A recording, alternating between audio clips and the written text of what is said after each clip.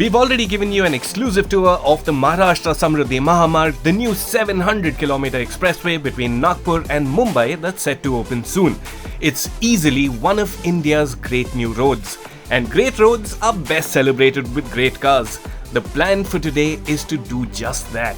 Joining the party are our friends from Mumbai-based supercar club Throttle 97, and giving my Mercedes-AMG E63S are some of the other heroes from the performance car world.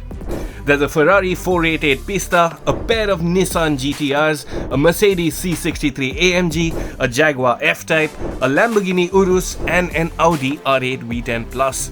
We have a large section of the yet-to-be-opened highway all to ourselves, and the smiles on the drivers' faces sure says it all.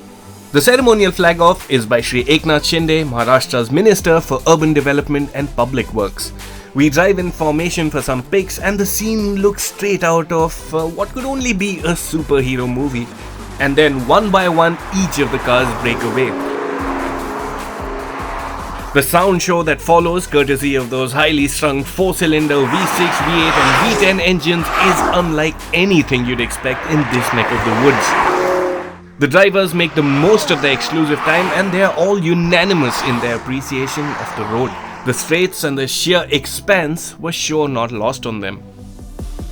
Very beautiful road, straight almost, slightly curvy, I can say. The roads were fabulous. You don't see roads like this in and around Mumbai for sure. The road is the most stunning road I've ever driven on in India, and I guess it's a historical moment to be driving on such a beautiful piece of tarmac. I have never driven on a smoother concrete than this.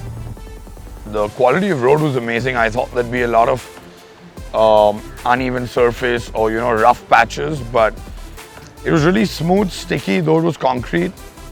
There's a lot more driving over the day, over which the Throttle 97 crew even planned their next visit to the Samruddhi Mahamarg. Except, the next time around, they'll be making a full 700km road trip of it. Who said India doesn't have roads for supercars?